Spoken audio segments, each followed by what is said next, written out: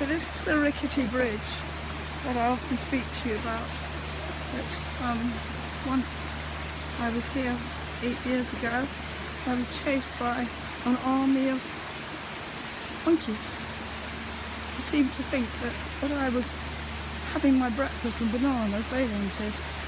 So in the end we had to throw them all to the monkeys to keep them quiet. They can be rather demanding.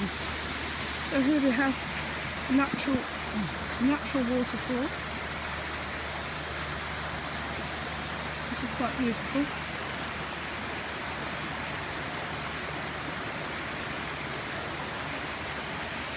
And this is a rope bridge that in the middle can sway to and fro, but I think they've managed to secure it tighter than when I was here last. It makes me so seasick. And beyond this, I have the umbrella tree. And beyond this, you will find some more bungalows, and then this is the area for the restaurant.